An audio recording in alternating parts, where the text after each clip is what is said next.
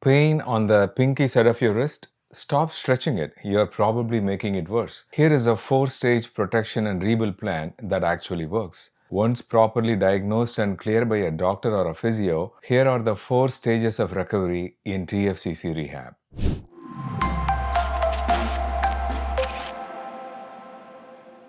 In the first phase, right after the injury, protect the wrist by wearing a WristWidget or a neutral wrist splint. Avoid full immobilization longer than 3 to 4 weeks to prevent stiffness. Strictly avoid heavy lifting, carrying bags, pushing through the hand, forceful twisting. Very importantly, avoid end range ulnar deviation movements. For symptoms control and pain management, you can use ice for 10 to 15 minutes once or twice daily and keep the wrist elevated if it is severely swollen. And don't forget to perform finger mobility exercises, thumb to fingertips, or gentle tendon gliding exercises for 10 to 15 repetitions, 2 to 3 sets. The goal of this phase is reduce irritation, pain, and maintain circulation without stressing the TFCC. Once the acute sharp pain settles down, move on to restore range of motion phase. Do the following range of motion exercises. However, stop if there is any pain, tension, or discomfort. You can do flexion, extension, radial deviation.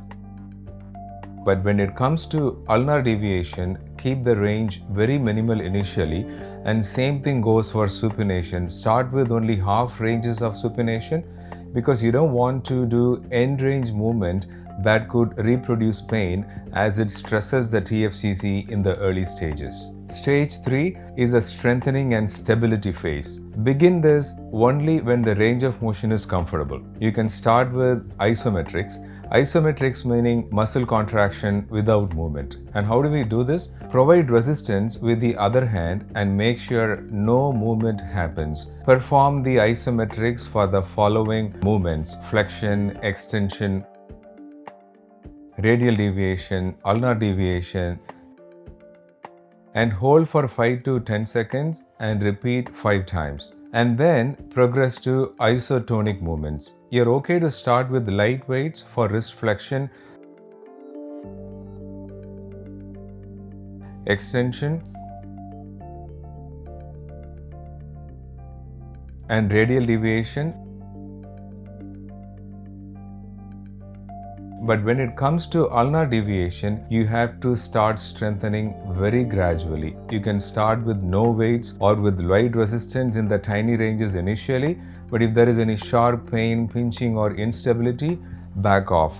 The same thing goes for supination. Start partial ranges and progress gradually only if it is pain-free.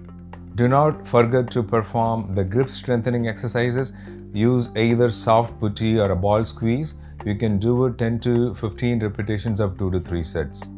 Don't forget to perform the proximal strengthening exercises, strengthening of your elbow, shoulder, and scapula by doing rows and external rotation strengthening exercises. These exercises are very important. The weakness of the proximal musculature could have led to the TFCC injury in the first place. Stage 4 is weight bearing and function. Rebuild load tolerance once you have gained some strength in the upper extremity. Start with table weight shifts and move on to wall planks, then knee planks,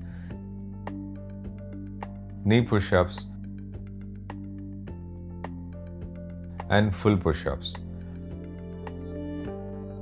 Progress only when there is no sharp pain or instability. Symptoms should settle fast after loading. The mild cases might recover within 4 to 8 weeks. Moderate to severe cases, it might take about 3 to 6 months. Thank you for watching.